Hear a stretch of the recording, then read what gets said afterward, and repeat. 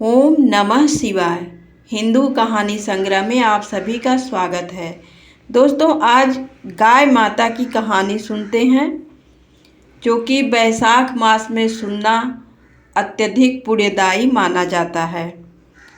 बहुत समय पहले की बात है। एक गांव में सेठ सेठानी रहते थे। सेठ जी बहुत पैसे वाले थे। पूरे गांव में सेठ जी की बहुत इज्जत थी। सेठानी बहुत ही पूजा पाठ और धार्मिक प्रवृत्ति की थी। सेठ सेठानी बहुत ही धर्म कर्म को करते थे, लेकिन उनको कोई औलाद नहीं थी। शादी के 30-35 साल बीत गए थे, लेकिन धन का कोई उत्तराधिकारी, कोई औलाद उनका नहीं थी। एक दिन सेठानी ने सेठ जी से कहा, हमारा कोई संतान नहीं है। हमारे मरने के बाद इसका उत्तराधिकारी कौन होगा? तब सेठानी ने सेठ जी से कहा, हमारे लिए एक गाय ला दीजिए। सेठ जी ने कहा, ठीक है, मैं ला दूंगा। लेकिन कई दिन बीत गए, सेठ जी गाय नहीं लाए।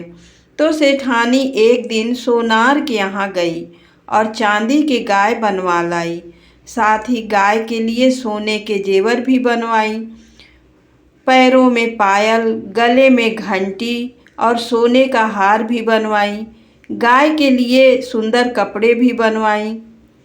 अब सेठानी गाय की पूजा पाठ करने लगी।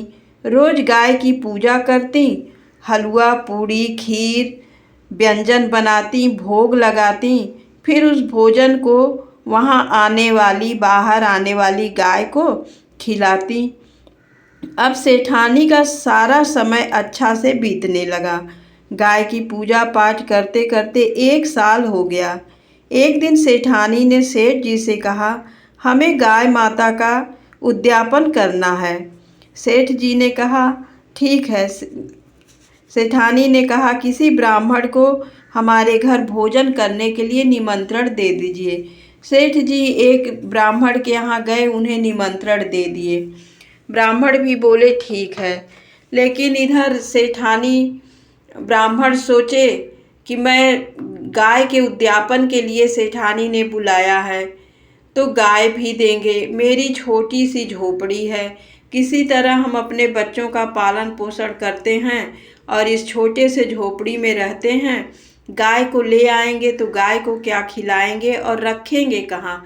इससे अच्छा मैं सेठ सेठानी के यहाँ भोजन करने ही नहीं जाऊंगा।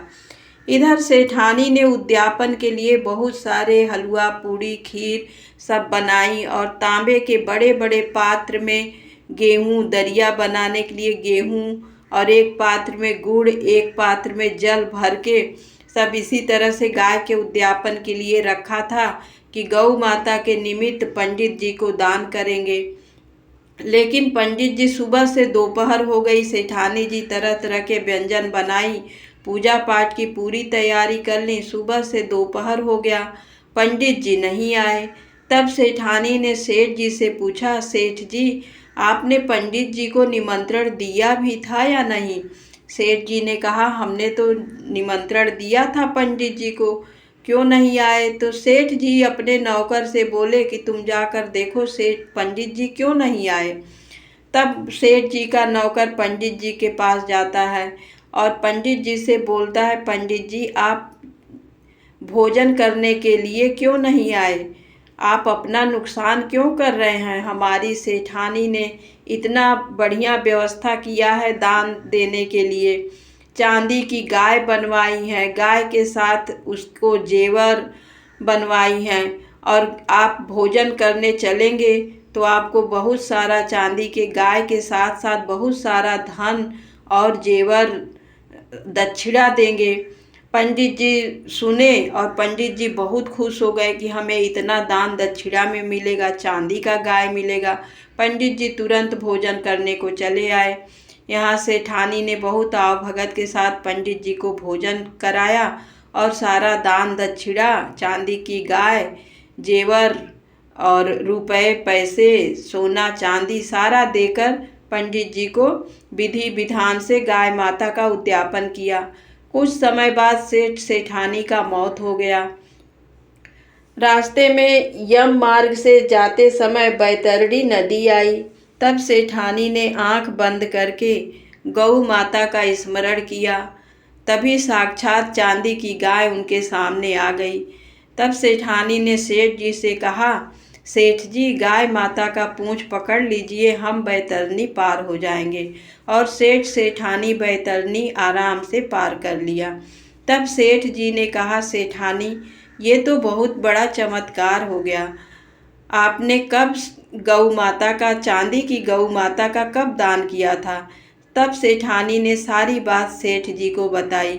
सेठानी ने कहा, सेठ जी, हमारे कोई औलाद तो थी नहीं, हमारे धन का कौन उत्तराधिकारी होगा? धन किसके हाथ में जाएगा, किसके हाथ में नहीं जाएगा?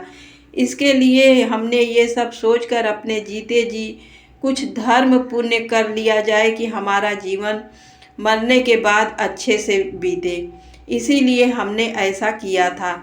सेठ जी बहुत खुश होते हैं। इस प्रकार सेठानी का स्वर्गलोक में वास मिला। जो भी इस कथा को पढ़ रहा है, सुन रहा है, हुंकारा भरने वाले को भी, सभी को इस कथा का पुण्य फल मिले।